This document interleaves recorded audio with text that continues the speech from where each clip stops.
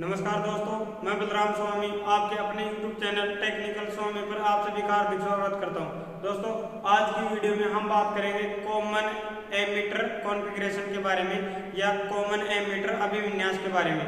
जो ट्रांजिस्टर होते हैं उनके जो अभिविन्यास है वो मैंने बताया था कल कि 3 प्रकार के होते हैं, कॉमन बेस, कॉमन एमीटर और कॉमन कलेक्टर। तो तीनों के बारे में अपन चर्चा करेंगे। कल की वीडियो में अपन ने कॉमन बेस के बारे में पढ़ा था और आज अपन बात करेंगे कॉमन एमीटर के बारे में। तो ये टॉपिक अपन स्टार्ट करने से पहले मैं आपको बेसिक डिटेल देना चाहूँगा कि जो अपना ट्रांजिस्टर है वो 3 मोडों में काम करता है। मोस्टली 3 ही मोड होते हैं जो ज़्यादा पूछे जाते हैं, बाकी मोड 4 है। ठीक, तो पहले अपन उनके बारे में चर्चा करेंगे थोड़ा। तो पहला मोड आपका वो है ट्रांजिस्टर का एक्टिव मोड। कौन सा है भाई? ट्रांजिस्टर का एक्टिव मोड। ट्रांजिस्टर का एक्टिव मोड। और ट्रांजिस्टर एक्टिव मोड में कब कार्य करेगा? जब ट्रांजिस्टर का ट्रांजिस्टर का base emitter junction, base emitter junction, base emitter junction तो किस में रहे? फॉरवर्ड बायस में। बेस एमीटर जंक्शन तो किस में रहे? फॉरवर्ड बायस में। और बेस कलेक्टर जंक्शन है आपका, ये किस में रहे? बेस कलेक्टर जंक्शन है ये किस में रहे? रिवर्स बायस में। किस में रहे? रिवर्स बायस में। तो ट्रांजिस्टर कौन से मोड में कार्य करेगा? एक्टिव मोड में। ये मैंने ऑलरेडी आपको बता दिया। दूसरा है वो क्या है भाई? दूसरा जो है आपका वो कौन सा है? इसके जस्ट अपोजिट करो तो उसको बोलते हैं इनवर्ट। क्या बोलते हैं? Invert, inverted. ठीक है, इनवर्ट। अब देखो ये कब होगा? जब आपका बेस एमीटर जंक्शन है। कौन सा? Base emitter junction, base emitter junction. ये तो किस में रहे? इसका अपोजिट कर दो, रिवर्स बायस में। और जो बेस कलेक्टर जंक्शन है आपका, बेस कलेक्टर जंक्शन है वो किस में रहे भाई? फॉरवर्ड बायस में। किस में रहे? फॉरवर्ड बायस में। कहने का मतलब एक्टिव मोड के जस्ट अपोजिट कौन सा मोड होता है? Invert mode. ठीक है। तीसरा जो मोड है वो होता है आपका सैचुरेशन मोड। कौन सा होगा भाई? Saturation mode. देखो सैचुरेशन मोड, सैचुरेशन मोड कब होगा? देखो सैचुरेशन को बोलते हैं संतृप्त अवस्था वाला। तो ये कब होगा? जब बेस एमीटर जंक्शन और बेस कलेक्टर जंक्शन दोनों ही किस में रहे? फॉरवर्ड बायस में। दोनों ही किस में रहे? फॉरवर्ड बायस में। दोनों ही किस में रहे भाई? फॉरवर्ड बायस में। तो अपना ट्रांजिस्टर कौन से मोड में कार्य करेगा? सैचुरेटेड मोड में या संतृप्त अवस्था वाले। चौथा जो आपका है वो है भाई कट ऑफ मोड। कौन सा है? Cut off mode, cut off mode. यहाँ से क्वेश्चन पूछा जाता है, हर बार पूछा जाता है इन चारों में से कि भाई ट्रांजिस्टर का बेस एमीटर जंक्शन या ट्रांजिस्टर एक्टिव मोड में कब कार्य करेगा? जब ट्रांजिस्टर का बेस एमीटर तथा बेस कलेक्टर दोनों जंक्शन किस में रहे? सॉरी, एक्टिव मोड की बात कर रहे हैं ना, तो एक्टिव मोड में क्वेश्चन इसी प्रकार आएगा कि जब ट्रांजिस्टर का बेस एमीटर जंक्शन तथा बेस कलेक्टर जंक्शन दोनों फॉरवर्ड अवस्था में रहे तो ट्रांजिस्टर कौन से मोड में कार्य करेगा? तो वो गए सैचुरेटेड मोड। ठीक है। और एक्टिव मोड की बात करें तो एक्टिव मोड का यह आएगा कि ट्रांजिस्टर एक्टिव मोड में कब कार्य करेगा? तो कब करेगा? जब इसका बेस एमीटर जंक्शन तो किस में रहे? फॉरवर्ड बायस में। बेस कलेक्टर जंक्शन इसका किस में रहे? रिवर्स बायस में। तो अपना जो ट्रांजिस्टर है कौन से मोड में कार्य करेगा? एक्टिव मोड में। इसके अपोजिट जो ट्रांजिस्टर है अपना कट ऑफ मोड है तो वो कब कार्य करेगा? जब ट्रांजिस्टर में बेस एमीटर जंक्शन और बेस कलेक्टर जंक्शन दोनों ही किस में रहे? रिवर्स बायस में। दोनों ही किस में रहे? रिवर्स बायस में। दोनों किस में रहे? रिवर्स बायस में। तो ट्रांजिस्टर कौन से मोड में कार्य करेगा? कट ऑफ मोड में। ये 4 मोड होते हैं ट्रांजिस्टर के, इनको अच्छे से समझना है। देखो दोबारा, जब बेस एमीटर जंक्शन फॉरवर्ड में और बेस कलेक्टर रिवर्स में हो तो ट्रांजिस्टर एक्टिव मोड में कार्य करेगा। ठीक है। बेस एमिटर जंक्शन रिवर्स में और बेस कलेक्टर फॉरवर्ड में, इसका जस्ट अपोजिट ये कौन सा होता है, इन्वर्ट मोड में, ठीक है। अब बेस और बेस कलेक्टर दोनों मोड जंक्शन फॉरवर्ड में रहे तो ट्रांजिस्टर संतृप्त अवस्था में कार्य करेगा, और इस कंडीशन में जो अपना ट्रांजिस्टर है वो किसकी भांति कार्य करेगा, शॉर्ट सर्किट की भांति। और जब दोनों जंक्शन किस में रहे, रिवर्स बायस में, तो कट ऑफ मोड में, ठीक है। अब इसकी यूज भी देख लो। हाँ, इस मोड का उपयोग तो किसमें किया जाता है, एम्पलीफायर में। किसमें, एम्पलीफायर में यूज किया जाता है, ठीक है। इसका जो यूज है वो न के बराबर है, इन दोनों का यूज है भाई। जब सैचुरेटेड मोड में है ट्रांजिस्टर आपका, तो ये किसकी भांति कार्य करेगा, शॉर्ट सर्किट की भांति। किसकी, शॉर्ट सर्किट की भांति। किसकी भांति, शॉर्ट सर्किट की भांति, या हाँ, या क्लोज स्विच की भांति। किसकी भांति, क्लोज स्विच की भांति कार्य करेगा, या तो किसकी तरह, शॉर्ट सर्किट की तरह, या क्लोज स्विच की भांति कार्य करता है। अब जो रिवर्स मोड है आपका, कट ऑफ मोड है, इसमें जो ट्रांजिस्टर आपका यूज होता है वो होता है भाई ओपन सर्किट की भांति कार्य करेगा। किसकी तरह, ओपन सर्किट की तरह, ओपन सर्किट की तरह, या ओपन, या आपका ओपन स्विच, यह किसकी भांति कार्य करेगा, ओपन स्विच की भांति कार्य करेगा, ठीक है। एक बार इसका स्क्रीनशॉट लो, फिर अपन आगे कॉमन एमीटर के बारे में पढ़ेंगे।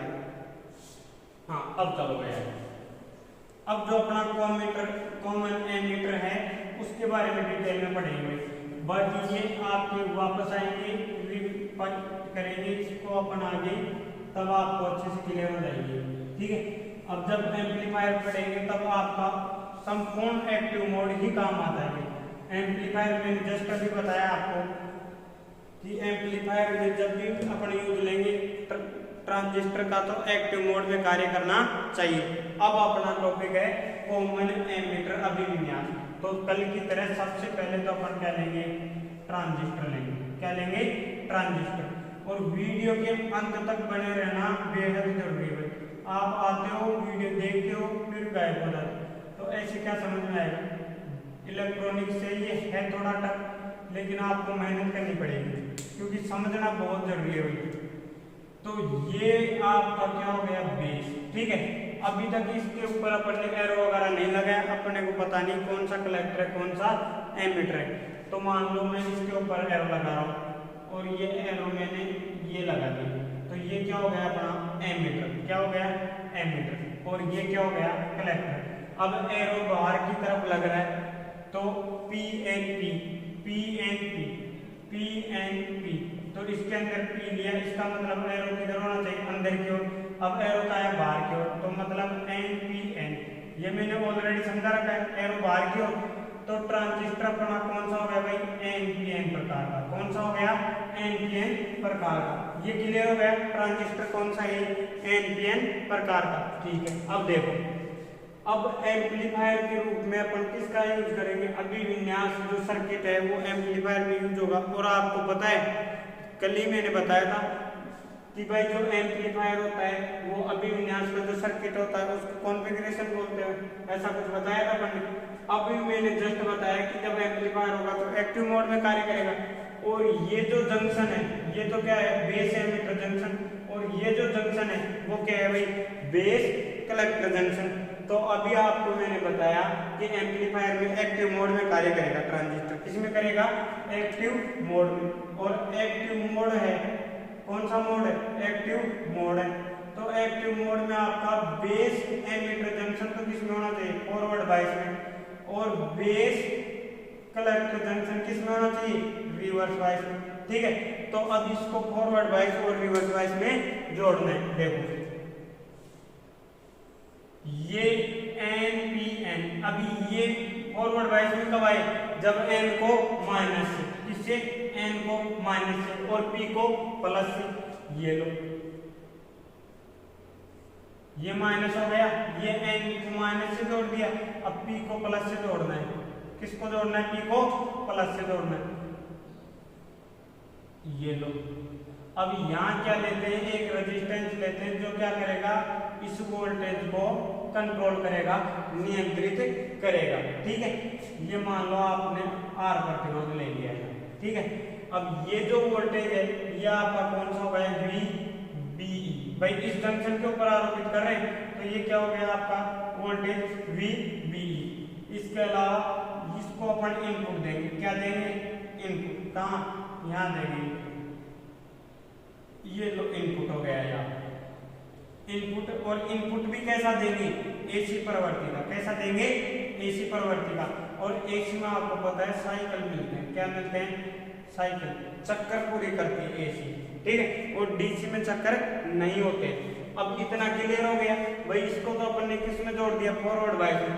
अब बची बात इसकी, तो इसको किस में जोड़ना है, रिवर्स बायस में। लो, अब ये भी एन है, अब इसको प्लस सॉरी माइनस से नहीं जोड़ के किससे जोड़ेंगे, प्लस से। ठीक है, ये लो, ये रिवर्स बायस में जुड़ गए। भाई ये माइनस एन को प्लस से और पी को माइनस से। ठीक है, अब देखो आप, और यहां ये लो, अब देखो एमीटर का कुछ सिरा है जो कहां जा रहा है, इनपुट में भी है, और आउटपुट किसके बीच मिल रहा है, एमीटर और कलेक्टर के बीच। आउटपुट अपने को कहां से मिलेगा, यहां से। यहां क्या मिलेगा अपने को, आउटपुट मिलेगा। इसका क्या मिलेगा, यहाँ आउटपुट मिलेगा। ठीक है, अब देखो आप, भाई इनपुट तो बेस और एमीटर के बीच दिया जा रहा है, और आउटपुट कलेक्टर और एमीटर के बीच। कहने का मतलब ये है कि एमीटर आपका इनपुट में भी है और कहाँ है, आउटपुट में भी है, इसलिए इसका नाम क्या पड़ा, कॉमन एमीटर। इतना क्लियर हो गया कल की तरह से। अब देखो आप, इसमें करंट कैसे बहेगी, कैसे ये कार्य करेगा। ठीक है, तो देखो जैसे जैसे अपन क्या करेंगे, इस वोल्टेज को बढ़ाएंगे। क्या करेंगे, इस वोल्टेज को बढ़ाएंगे। तो जैसे ही मैंने कल बताया था आपको, देखो इसका एक इनपुट अभिलक्षण, देखो एक इनपुट अभिलक्षण बनता है, एक आउटपुट अभिलक्षण बनता है। तो इनपुट में तो बात होगी इनपुट के अवयवों की। अब देखो इनपुट वोल्टेज, हाँ, और इनपुट वोल्टेज क्या है भाई आपका, वी बी ई। क्या है, वी बी ई। ठीक है, हाँ। अब उसके बाद देखो आप इनपुट करंट, और इनपुट करंट क्या जाएगी भाई, इनपुट करंट क्या जाएगी, बेस करंट। क्या जाएगी, बेस करंट। ठीक है, हाँ। अब देखो यहाँ आपकी इनपुट करंट आ गई, और वो भी क्या, बेस करंट। और आपको पता है मैंने इलेक्ट्रॉनिक्स के जो बेसिक इलेक्ट्रॉनिक्स वाले चैप्टर थे उसी में मैंने बताया था कि जो बेस करंट बहती है वो किस में प्रवाहित होती है, उसको मापा जाता है माइक्रो एम्पियर में। क्यों, क्योंकि ये सबसे कम धारा होती है। ठीक है, अब देखो आप वही कल वाला 0.1, 0.2, 3, 4, 5, 6, 7, 8, 9 और 10 पॉइंट लगा दिए। ठीक है, अभी करेंगे बात आगे इसके बारे में। ये तो क्या हो गया भाई, वोल्टेज इसका। ठीक है, और वोल्टेज कौन सा, फॉरवर्ड वोल्टेज। ठीक है, अब देखो इधर क्या हो गई आपकी करंट आ जाएगी 10, 20, 30, 40, 50, 60, 70। ठीक है, अब देखो होता क्या है इसके अंदर, जैसे जैसे मैंने इस फॉरवर्ड वोल्टेज को क्या किया, बढ़ाया। क्या किया है, बढ़ाया। तो फॉरवर्ड वोल्टेज बढ़ाने पर इसकी संरचना कुछ इस प्रकार होगी। देखो यह आपका क्या है, ट्रांजिस्टर। क्या है, ट्रांजिस्टर। और कौन सा, एन। ये लो, ये सबसे बड़ा हिस्सा कौन सा होता है, कलेक्टर का। ये लो, ये एन, ये बीच में बेस, और ये क्या हो गया, फिर एन पी एन, ट्रांजिस्टर हो गया। अब देखो मैंने क्या किया है कि इसके बीच, हाँ, वोल्टेज जोड़ दिया, ये प्लस और ये माइनस। ये लो, अब मैं इस वोल्टेज को बढ़ाऊं, हाँ, इस वोल्टेज को बढ़ाऊं तो देखो पी के जो होल है वो तो कहां भागेंगे एन की ओर। हाँ, और एन के जो बहुसंख्यक आवेशवाहक है भाई ये तो अपन ने पहले चर्चा की ना अपने कि परत में बहुसंख्यक आवेशवाहक कौन होते हैं होल, और एन में कौन होंगे भाई इलेक्ट्रॉन। कौन होंगे इलेक्ट्रॉन। अब होता क्या है कि पी को प्लस से और एन को माइनस से जोड़ने पर इन दोनों पे आवेश होल पे तो पॉजिटिव और इलेक्ट्रॉन पे नेगेटिव, तो माइनस से तो नेगेटिव प्रतिकर्षित और प्लस से होल प्रतिकर्षित, तो होल तो किधर भागेंगे भाई एन परत की ओर, और जो इलेक्ट्रॉन है वो किधर भागेंगे पी परत की ओर। आ रही बात समझ में। तो कहने का मतलब ये है कि मैं जैसे जैसे इस वोल्टेज को बढ़ाऊंगा ये होल ज्यादा से ज्यादा किधर आने की कोशिश करेंगे एन परत की ओर, और जो इलेक्ट्रॉन है वो किधर जाने की कोशिश करेंगे पी परत की ओर। और यहाँ जो अक्षय परत है कौन सी ये भाई ये जंक्शन है, तो जंक्शन के चारों ओर क्या होती है अक्षय परत, सॉरी जंक्शन के दोनों तरफ देखो जैसे डायोड पढ़ा था अपन ये पी एन डायोड था आपका, पी एन डायोड ये इसका क्या था जंक्शन, और यहाँ पर पढ़े थे क्या अवक्षय परत। उसी प्रकार यहाँ क्या है इसकी अवक्षय परत है। क्या है अवक्षय परत। और आपको पता है जब फॉरवर्ड बायस में वोल्टेज को बढ़ाया जाता है तो ये अवक्षय परत की चौड़ाई घटती जाती है। क्या होती है इसकी विड्थ घटती जाएगी, और जब इसकी चौड़ाई घटेगी तो करंट का मान बढ़ेगा। हाँ भाई करंट का मान बढ़ेगा। अब देखो होता क्या है, अब मैंने क्या किया है कि इसके वोल्टेज को अपन धीरे धीरे बढ़ा रहे। अब जैसे 0.1 2 3 4 5 6 ठीक है इतने तक ले गई, लेकिन करंट का प्रवाह है बहुत नगण्य, न के बराबर होता है। क्यों? क्योंकि वही बात सिलिकॉन के लिए धारा प्रवाहित होने के लिए कम से कम कितना वोल्टेज चाहिए 0.7 वोल्ट। कितना चाहिए 0.7 वोल्ट। और जर्मेनियम के लिए कितना चाहिए भाई 0.3 वोल्ट। कम से कम इतना वोल्टेज तो अपने को धारा प्रवाहित करने के लिए देना ही पड़ेगा इसको। ठीक है अब देखो कि अपने को इसको धारा प्रवाहित करनी है अपने को, और मैंने क्या किया इस वोल्टेज को बढ़ाया। अब मैं क्या कर रहा हूँ धीरे धीरे वोल्टेज को बढ़ा रहा हूँ, लेकिन करंट प्रवाह है नहीं हो रहा है। अतः अगर दोनों भाई मैंने वोल्टेज नहीं दिया तो इसमें धारा बहेगी नहीं, तो करंट का मान हाँ मूल बिंदु से चलेगा। कहां से चलेगा मूल बिंदु से। कहने का मतलब ये कि जब वोल्टेज का मान 0 तो करंट का मान भी क्या था 0। अब मैंने क्या किया वोल्टेज को बढ़ाया, थोड़ा क्या किया बढ़ाया, लेकिन धारा फिर भी प्रवाहित नहीं हो रही। क्यों?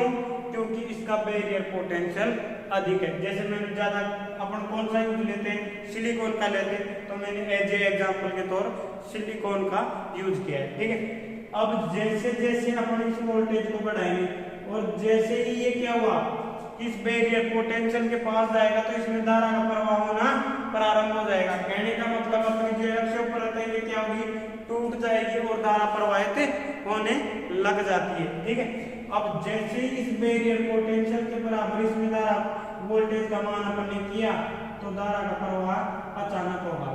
क्या होगा अचानक से बढ़ जाएगा। ठीक है अब देखो होगा क्या, ये तो बात हो गई इसकी कि भाई मैंने बेस एमीटर जंक्शन था और इसके ऊपर फॉरवर्ड वोल्टेज दिया जा रहा था। ठीक है और इसका मान को जैसे ही मैंने बढ़ाया तो बेस धारा क्या होगी मेरी बढ़ेगी।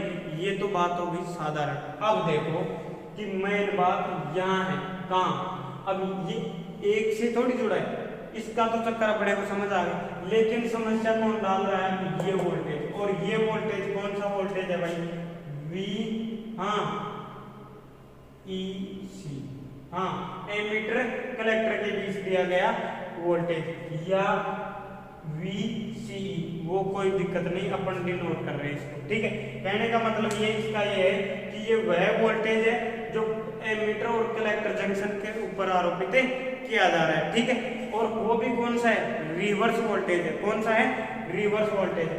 अब इस वोल्टेज को मैं बढ़ाऊं तो इस करंट के ऊपर क्या प्रभाव पड़े, ये बहुत सेंसिटिव मामला है भाई, इसको थोड़ा ध्यान से समझना है कि भाई इस वोल्टेज को मैं अगर बढ़ाऊं तो मेरा इस धारा के ऊपर क्या प्रभाव पड़ेगा। अभी समझेंगे। देखो रिवर्स बायस में है सारा मामला, करंट हमेशा प्लस से माइनस चलती है तो कलेक्टर धारा का प्रवाह किधर होगा इधर से देखो ये आपकी क्या कह रही है, कलेक्टर धारा प्रवाहित हो रही है। अब देखो आप, अब आपको थोड़ा सा यहाँ आना पड़ेगा वापस। देखो हाँ, आज अपन इस टॉपिक को बहुत ही अच्छे तरीके से कवर करेंगे। देखो अब जो है आपका वापस कहाँ आना पड़ेगा, यहाँ। अब देखो ये जो है आपका कहाँ जुड़ रहा है, कलेक्टर और एमीटर के बीच, ये लो। और ये भी कौन सा, रिवर्स है। कौन सा है, रिवर्स है। तो एन को किससे जोड़ दो, प्लस से। किससे जोड़ दो, प्लस से। और ये माइनस, ये प्लस और ये माइनस। हाँ ये माइनस।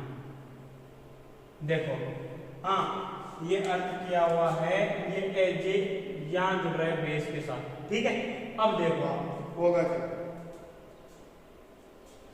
अब देखो जैसे जैसे अपन इस वोल्टेज को बढ़ाएंगे, क्या करेंगे, इस वोल्टेज को बढ़ाएंगे तो होगा क्या। देखो ये ट्रांजिस्टर है आपका, थोड़ा सा इसको मैं साफ बना देता हूं, है ना, ताकि अच्छे से समझ आ जाए।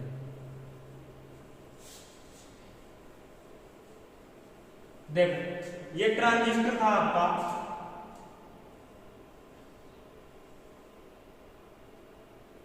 NPN transistor. कौन सा है, एन पी और एन ट्रांजिस्टर। अब इसकी बात अपन ने कर ली थी पहले। ये कौन से बायस में कार्य कर रहा था, फॉरवर्ड बायस में। पी को प्लस से, एन को माइनस से। ये लो, ये तो हो गया अपना फॉरवर्ड बायस, इसकी बात करता हूं, ठीक है। अब इसी के अनुसार इस डायग्राम में देखो, कलेक्टर और एमीटर जंक्शन के ऊपर कौन सा वोल्टेज, रिवर्स वोल्टेज। देखो हाँ,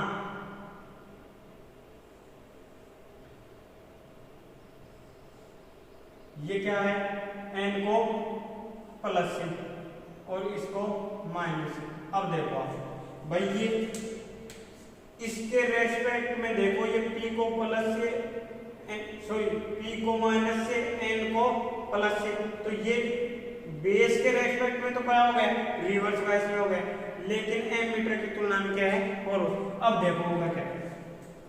अब इस वोल्टेज की कहानी तो हमें समझ आ गई, लेकिन इसका प्रभाव इसके ऊपर क्या पड़ेगा। अब देखो ये क्या है आपका, रिवर्स वोल्टेज। क्या है भाई, रिवर्स वोल्टेज। और आपको पता है जब रिवर्स वोल्टेज होता है उसका मान बढ़ाया जाए, क्या किया जाए, रिवर्स वोल्टेज के मान को बढ़ाया जाए, तो उसकी आवश्यक पथ की चौड़ाई क्या होती है, बढ़ती है। क्या होती है भाई, जैसे अपन ने पहले आवश्यक पथ की चौड़ाई ये थी, फिर जो रिवर्स बायस था या रिवर्स वोल्टेज था, उसको जैसे जैसे अपन बढ़ा रहे थे वैसे वैसे क्या हो रहा था, आवश्यक पथ की चौड़ाई बढ़ रही थी। और फॉरवर्ड बायस में क्या होता है, आवश्यक पथ की चौड़ाई घटती है और अंततः टूट जाती है। और फॉरवर्ड बायस में क्या होती है, बैंड, ये विड्थ क्या होगी आपकी, बढ़ेगी। किसकी, आवश्यक पथ की। अब देखो रिवर्स वोल्टेज को हमने बढ़ाया तो ये जो जंक्शन है इसकी चौड़ाई क्या होगी, इस जंक्शन की जो आवश्यक परत है इसकी चौड़ाई क्या हो गई, बढ़ गई। और चौड़ाई बढ़ने के कारण, हाँ चौड़ाई बढ़ने से क्या होगा, धारा का प्रवाह है कम होता है। भाई ये जो आवश्यक परत है ये क्या करती है कि धारा का प्रवाह नहीं, ये जो अपने आवेश वाहक हैं वो क्या हो, कम से कम एक दूसरी परत में जाएं ताकि धारा का प्रवाह कम से कम हो। ठीक है, अब हम क्या चाहते हैं कि आवश्यक परत की चौड़ाई क्या हो, कम से कम हो। लेकिन ये वोल्टेज बढ़ाने से आवश्यक परत की चौड़ाई क्या होगी, आपकी बढ़ जाएगी और जो आपकी करंट है वो क्या होगी, घटेगी। जब भी तो जो रिवर्स बायस है उसके अंदर धारा का प्रवाह क्या होता है, कम और रेजिस्टेंस का अधिक। ठीक है, तो जैसे ही मैंने क्या किया है, रिवर्स वोल्टेज की स्थितियां ली है। क्या ली है, रिवर्स वोल्टेज की स्थितियां। जैसे ये मान लो भाई, ये मान लिया मैंने क्या, 0 वोल्ट। ये वोल्टेज मैंने क्या किया, 0 दिया है। तब बेस में धारा का प्रवाह आराम से हो रहा है, आसानी से हो रहा है, कोई समस्या नहीं। अब मैंने क्या किया, इस वोल्टेज को बढ़ा दिया और कितना कर दिया, 5 वोल्ट। कितना कर दिया, 5 वोल्ट। ये लो, तो बेस की करंट क्या हो गई, हाँ बेस की करंट जो है आपकी वो क्या हो गई, कम हो गई। ठीक है, उसके अलावा फिर मैंने क्या किया, इस वोल्टेज को और बढ़ा दिया और कितना कर दिया, 10 वोल्ट। क्या कर दिया? 10 वोल्ट। तो करंट और कम हो गई। अब बुक में क्या है? माइनस दे रखा है। अब माइनस का मतलब ये क्या है कि इसकी डायरेक्शन को प्रदर्शित कर रहा है कि ये जो 0, -5, -10 है वो क्या है कि ये रिवर्स वोल्टेज है। क्या है? रिवर्स वोल्टेज है। भाई रिवर्स वोल्टेज ही तो है ये, विपरीत दिशा में लगने वाला वोल्टेज है, तो धारा क्या होगी? घटेगी। अब देखो यहाँ देखो करंट की दिशा, यहाँ करंट का मान कुछ और था, हाँ बेस करंट यहाँ कुछ और थी, यहाँ कुछ और मिली, और लास्ट में जाते जाते करंट का मान कुछ और मिला। कहने का मतलब क्या हुआ कि करंट पहले कितनी थी? मान लो यहाँ 70 हो गए, यहाँ 80, यहाँ 90 मान लो। फर्स्ट में जब वोल्टेज 0 था तो करंट का मान क्या था? 90। जब 5 था तो करंट का मान कितना हो गया? एज ए 70 के लगभग मान लो, 70 मान लो यहाँ, ठीक है। और जब -10 हो गया तो ये कितना आ गया? 60 एम्पियर। कहने का मतलब क्या है कि जैसे जैसे रिवर्स वोल्टेज को अपन बढ़ाएंगे वैसे वैसे क्या होगा? करंट का मान घटता जाएगा। एक बार स्क्रीनशॉट लो, फिर अपन आगे चलेंगे।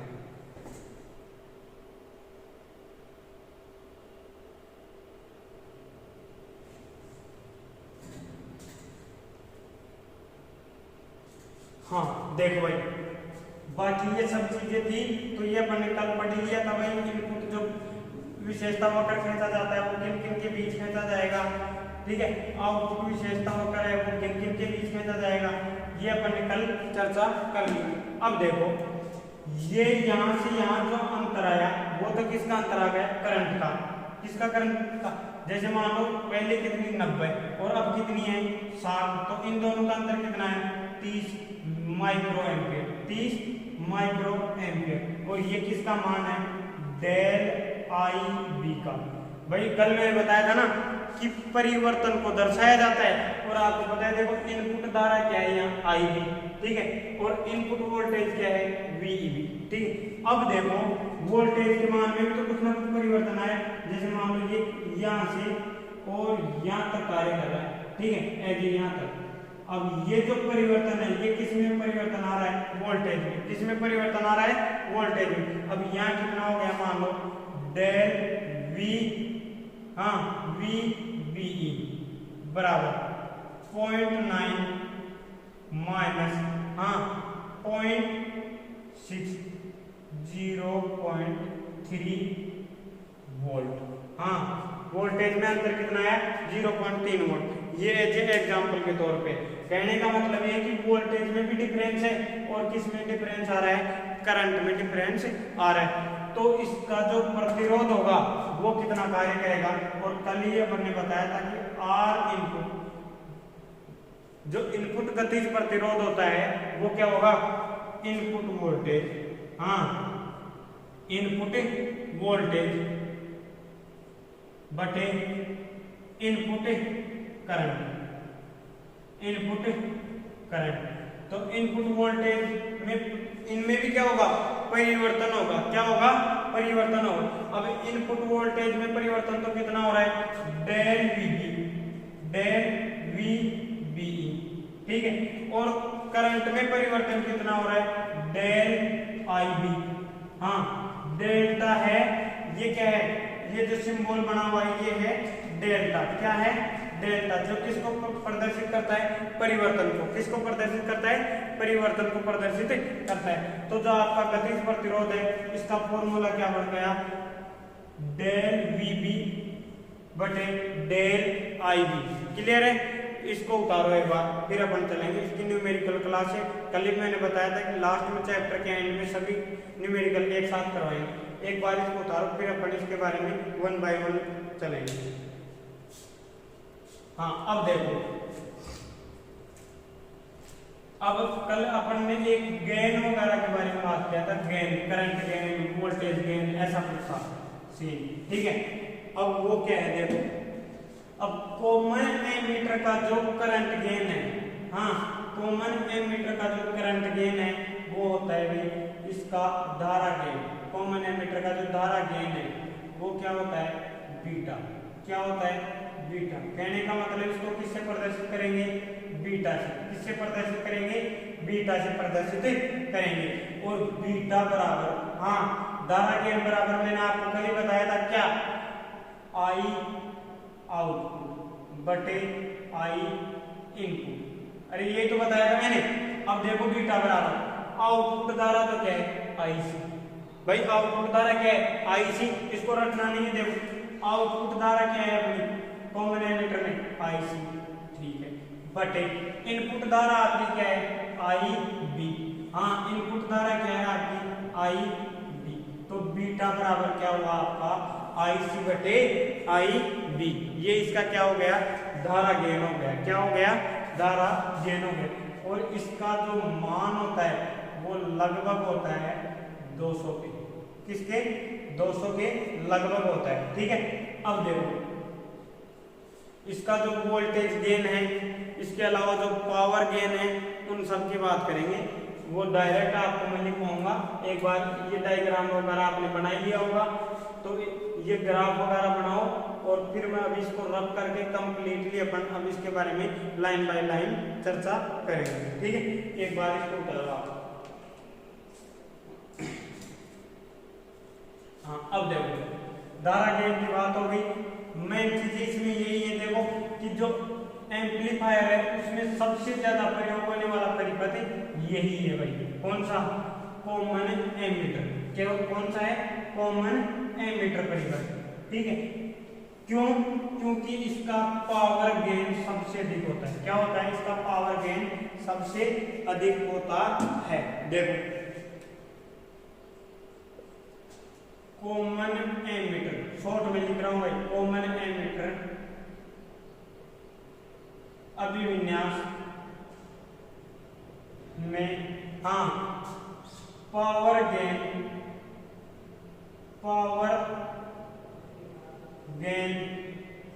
सबसे अधिक होता है, सबसे अधिक होता है। पावर गेन क्या होगा, सबसे अधिक होता है, ठीक है। इसके अलावा इसलिए इस परिपथ का उपयोग, हाँ इसी में लिख लो, इसलिए इस परिपथ का उपयोग, इस परिपथ का उपयोग, इस परिपथ का उपयोग एम्पलीफायर में,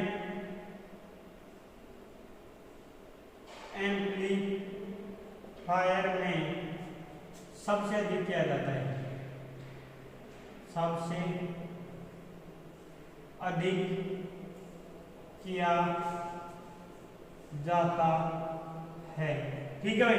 इसका पावर गेन सबसे अधिक होता है, इसलिए इसका उपयोग एम्पलीफायर में सबसे अधिक किया जाता है, ठीक है। बाकी इसका इनपुट रेजिस्टेंस, आउटपुट रेजिस्टेंस, ये कॉमन बेस से तो क्या होगा अधिक और कॉमन कलेक्टर से क्या होगा कम, इसलिए वहां से इसमें क्वेश्चन नहीं आते। इनपुट रेजिस्टेंस, आउटपुट रेजिस्टेंस का हमेशा क्वेश्चन या तो कॉमन बेस से आएगा या आएगा कॉमन कलेक्टर से, तो इसका कोई चक्कर नहीं है, ठीक है। अब देखो आगे, कॉमन एमीटर जो है आपका, इसका सबसे बड़ा जो क्वेश्चन है वो मैंने अभी डायग्राम में आपको बताया था कि भाई इसका जो इनपुट का ये जो सर्किल है आपको, इनपुट एसी है, तो ये अगर इनपुट में पहला सर्किल आपका पॉजिटिव है तो जो आउटपुट मिलेगा आपको, हाँ ये तो पूरा दे रहे हैं इनपुट में, तो जो आउटपुट मिलेगा ये इसके क्या मिलेगा, जस्ट विपरीत मिलेगा 180 डिग्री पे। देखो जैसे यहाँ पॉजिटिव सर्किल है ना, तो यहाँ आपको आउटपुट में क्या मिलेगा, नेगेटिव सर्किल, और नेगेटिव की जगह क्या मिलेगा, पॉजिटिव सर्किल। हाँ भाई यहाँ तो नेगेटिव मिलेगा, यहाँ क्या मिलेगा, पॉजिटिव। देखो यहाँ पॉजिटिव था तो इसका विपरीत यहाँ क्या मिला, नेगेटिव, और यहाँ नेगेटिव था तो इसका विपरीत यहाँ क्या मिला, पॉजिटिव सर्किल मिलता है। ये बहुत अच्छा क्वेश्चन है, ये मानो। कल मैंने लिखवाया था ना कॉमन बेस में भाई फेज अंतर कितना प्राप्त होता है, 0 डिग्री, तो इसमें जो फेज अंतर होगा आपका वो कितना होगा, 180 डिग्री। तो कॉमन एमीटर परिपथ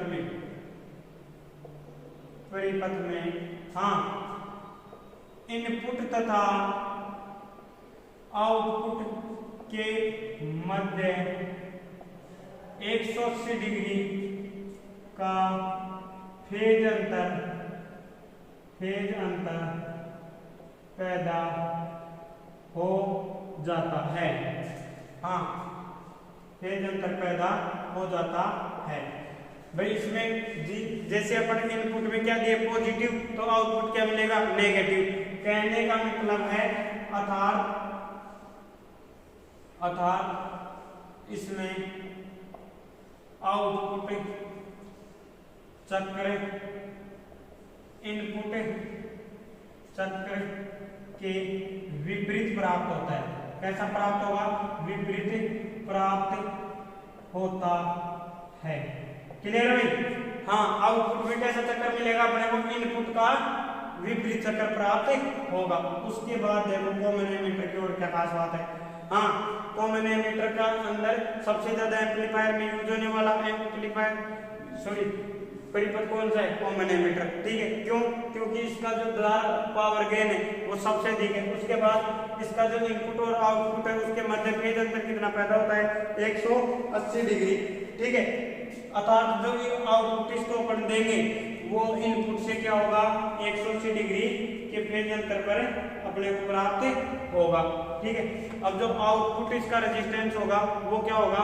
आउटपुट वोल्टेज बटे आउटपुट करंट। और आउटपुट जो वोल्टेज था आपका वो क्या था भाई?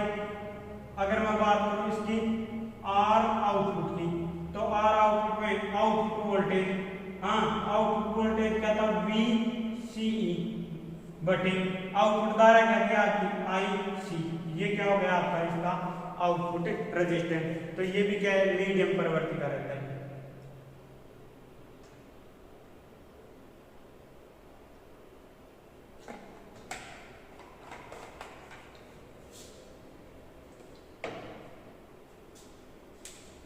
हाँ देखो, इसका जो आउटपुट और इनपुट रेजिस्टेंस है, चलो इसके बारे में 2 लाइन आप लिख लो।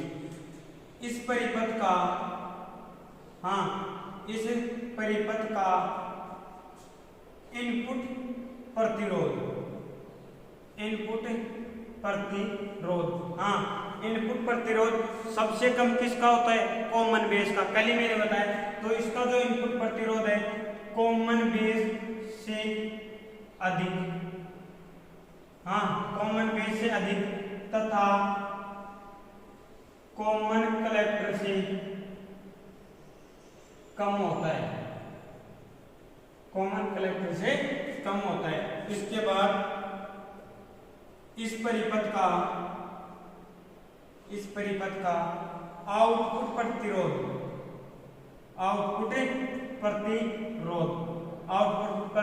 क्या होगा? कॉमन, हाँ आउटपुट प्रतिरोध सबसे अधिक किसका? कॉमन बेस का। कल मैंने लिखवाया था ना।